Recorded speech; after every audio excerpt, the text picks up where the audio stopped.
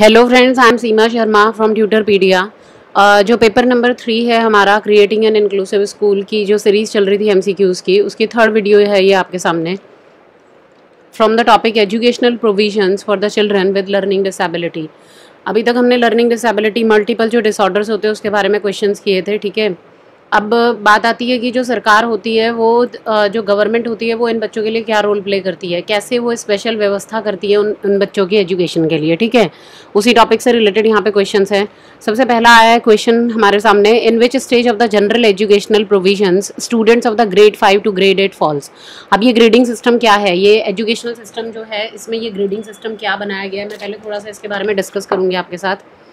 जो educational provision है ये जनरल एजुकेशन प्रोविजन है for the childrens with the learning disability, ठीक है। सबसे पहला जो स्टेज आता है इसमें वो है stage 1, that is kindergarten to first half of grade 2।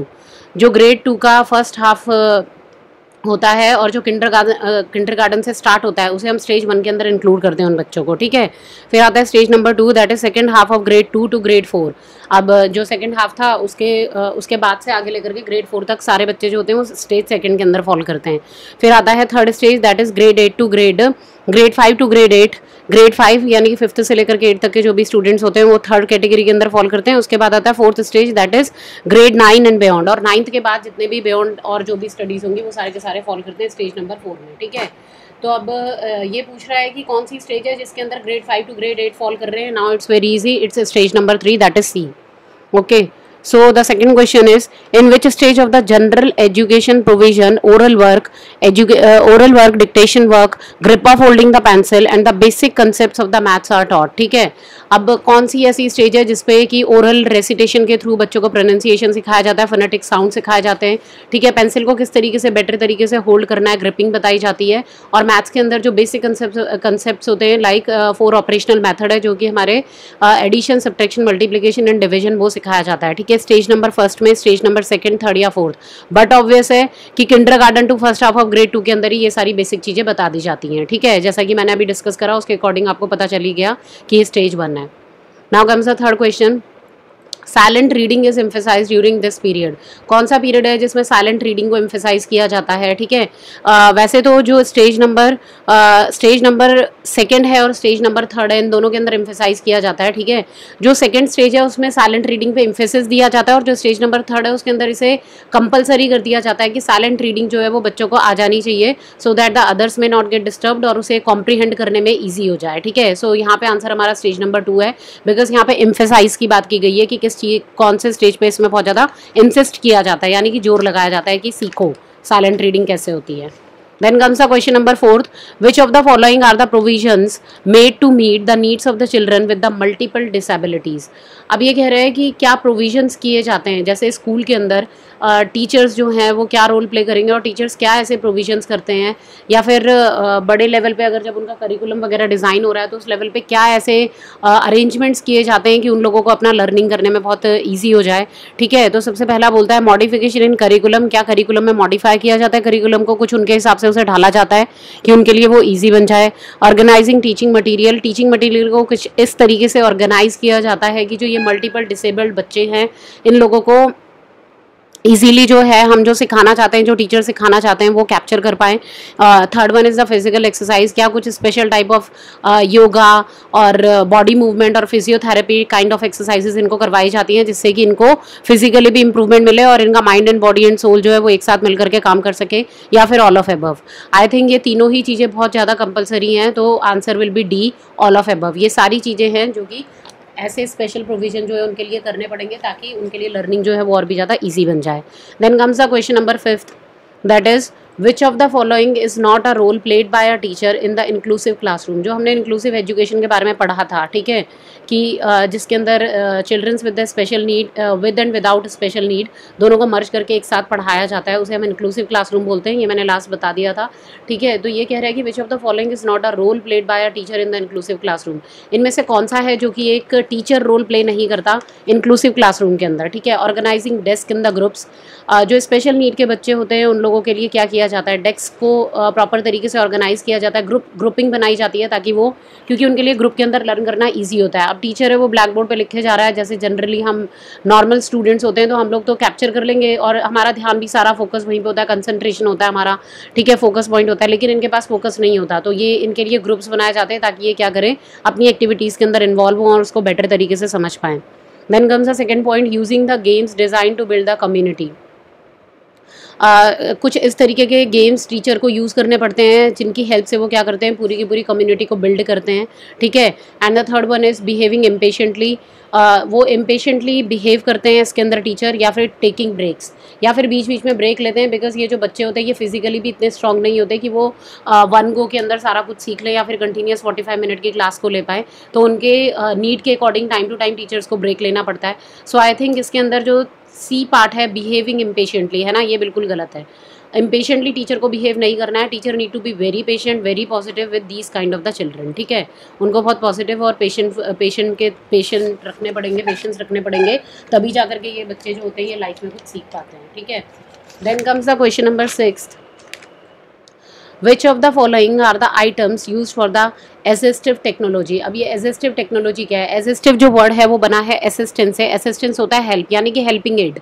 अब ये special kind of जो childrens होते हैं इनको क्या technology के through आप लोग special techniques क्या provide करेंगे, या फिर हम specially इनको technology के through क्या help दे सकते हैं जिससे इनकी learning जो है वो और भी better हो पाए। तो सबसे पहला कहता है apps। वेरियस ऐप्स होते हैं, ठीक है, फ़ोन के अंदर और कंप्यूटर्स के अंदर, डेस्कटॉप में, आईपैड्स में हम वेरियस ऐप्स जो होते हैं वो डाल सकते हैं, ठीक है।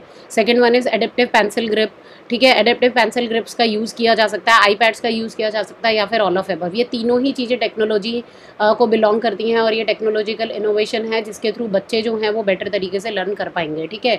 तो they will definitely provide assistance, ठीक है, इससे उनको हेल्प होगी, ये उनके हेल्पिंग एड की तरह काम करेंगे।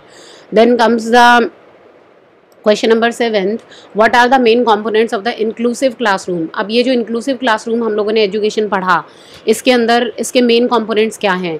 रोल ऑफ अ टीचर, एक टीचर को रोल प्ले करना है इसके अंदर, ये इसका कंपोनेंट है।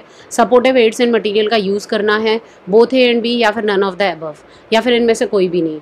बहुत इजी है ये। एक टीचर को तो स्पेशल रोल प्ले करना ही पड़ेगा, इसीलिए स्पेशल एजुकेशन बीएड के अंदर अलग से दिया जाता है। स्पेशल एजुकेशन टीचर्स जो होते हैं वो बनते हैं, ठीक है। और एड्स एंड मटेरियल्स, अभी लास्ट क्वेश्चन में भी हमने पढ़ा कि एड एंड मटेरियल तो उनको प्रोवाइड करना ही पड़ेगा, because they are the children with special needs, okay. तो इसीलिए हमारा आंसर जो है वो इसमें क्या है, सी है, that is both A and B. Then comes the next question, question number 8th में ये कहता है, what do you mean by the cerebral palsy disorder. अब ये सेरिब्रल पैल्सी डिसऑर्डर क्या है, यहाँ पे सबसे पहले मैं आपको बता दूं कि सेरिब्रल जो वर्ड है, सेरिब्रल जो वर्ड है वो हमारे ब्रेन से रिलेटेड है। सेरिब्रल क्या होता है, सेरिब्रल हमारा एक ब्रेन डिसऑर्डर होता है, ठीक है। सेरिबेलम, सेरिब्रम और मेड्यूला के बारे में आप लोगों ने पढ़ा होगा कि ब्रेन के 3 पार्ट्स होते हैं। तो ये सेरिब्रल पैल्सी क्या है, ये एक तरीके का ब्रेन के अंदर होने वाला डिसऑर्डर है, ठीक है। इसके अंदर क्या होता है, क्या सिर्फ मैं इसे ब्रेन का डिसऑर्डर बोलूँ सेरिब्रल, या फिर इसको मसल्स और जो बॉडी होती है वो ढंग से कोऑर्डिनेट नहीं कर पाती है, ठीक है। जो पैल्सी है ना वर्ड, सेरिब्रल का मतलब तो मैंने तुम्हें बता दिया यहाँ पे कि ये स्टैंड करता है something on the part of the brain, ठीक है। ये ब्रेन से रिलेटेड है। जो पैल्सी है it is related with the lack of muscles coordination.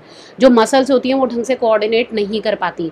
तो ये किस तरीके का डिसऑर्डर है, डिसऑर्डर होता है डिजीज़। ये किस तरीके की डिजीज़ है, lack of muscle coordination, A part है हमारा।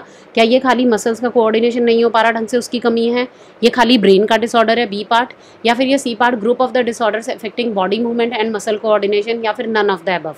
आई think it is C part, बिल्कुल ठीक है, क्योंकि इसके अंदर दोनों चीज़ें एक साथ हैं कि ब्रेन के डिसऑर्डर्स की वजह से बॉडी का मूवमेंट ठीक नहीं होता और बॉडी के अंदर मसल्स का कोऑर्डिनेशन ठीक से नहीं हो पाता।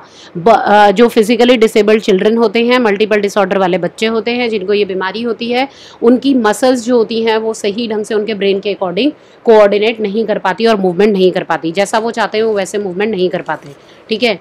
Then comes the question number 9। Question number 9 है, what provisions can be made for hearing impaired children. जो हियरिंग इम्पेयर्ड चिल्ड्रन होते हैं उन लोगों के लिए क्या प्रोविजंस जो होते हैं वो किए जाएंगे, ठीक है। अब ये हियरिंग इम्पेयर्ड क्या है, मल्टीपल डिसेबल्ड अगर चिल्ड्रन बोले तो उनको परेशानियाँ अलग अलग तरीके की होती है ना, किसी को दिखाई नहीं देता वो विजुअली इम्पेयर्ड होते हैं, जिनको सुनाई नहीं दे रहा वो हियरिंग इम्पेयर्ड चिल्ड्रन है। तो अब जिनको सुनाई नहीं दे रहा है ढंग से, वो हियरिंग इम्पेयरमेंट जो उनको प्रॉब्लम हो रही है, ठीक है, तो उसके लिए क्या व्यवस्था की जाती है, उसके लिए क्या प्रोविजंस है। क्लासरूम के अंदर अरेंजमेंट किया जाता है, ठीक है, कि उनको फर्स्ट बेंच पे बिठाया जाता है, बट ऑब्वियस है कि जिनको ढंग से सुनाई नहीं दे रहा, teacher need to be cooperative. अब टीचर को क्या करना पड़ेगा, उनको पीछे नहीं बिठा सकते, उनको सामने फर्स्ट बेंच के ऊपर बिठाया जाएगा in comparison to the other children, ठीक है। सेकेंड ये कहता है use of the hearing aids, hearing aids का यूज़ किया जाएगा, स्पेशल टाइप ऑफ इक्विपमेंट होता है, मशीनरी होती है, वो उनको दिया जाएगा जिससे कि वो ढंग से सुन सके कि टीचर्स क्या कह रहे हैं। Then the third one is the vocational training by the experts. क्या एक्सपर्ट्स आकर के उनको कुछ वोकेशनल ट्रेनिंग दे सकते हैं? येस, बाहर से एक्सपर्ट्स को बुलाया जाता है जो उस पर्टिकुलर फील्ड के अंदर उन लोगों को ट्रेनिंग दे सकते हैं, और वो अपनी फील्ड के एक्सपर्ट होते हैं and they know very well कि बच्चे को इस पर्टिकुलर डिजीज़ में अगर कोई है तो उसको किस तरीके से पढ़ाया जाए। And then the D part is all of the above, या फिर ये सभी। हाँ, ये चारों ही चीज़ें, ये तीनों ही चीज़ें इस तरीके की है कि इनकी अगर व्यवस्था की जाए और ढंग से इनका प्रोविज़न किया जाए तो हियरिंग इम्पेयर्ड जो चिल्ड्रन है वो अपनी इस फाइट के अंदर वो लोग भी विन कर सकते हैं and they can also learn well. Okay, so the question number 10 is the last question, when all the school personnel, headmasters, principal, teachers, students and the parents are willing to accept the special need of the students, it's termed as। जब सारे के सारे school के जितने भी personal मतलब important जो भी लोग हैं, जितने भी हेडमास्टर्स हैं, प्रिंसिपल्स हैं, टीचर्स हैं, स्टूडेंट्स हैं और पेरेंट्स हैं, ये सब मिल करके जब बच्चे की स्पेशल नीड को सर्व करने के लिए तैयार हो जाते हैं, उसकी स्पेशल नीड्स को एक्सेप्ट कर लेते हैं कि हाँ ये बच्चा फिजिकली डिसेबल्ड है and we all are united to serve them, ठीक है, हम लोग एक साथ मिलकर के इनको सर्व कर सकते हैं। तो इसको कौन सी अप्रोच के अंदर रखा गया है? क्या इसे इंक्लूसिव पॉलिसी कहते हैं, इसे होल स्कूल अप्रोच बोला जाता है, बोथ ए एंड बी, या फिर नन ऑफ द अबव?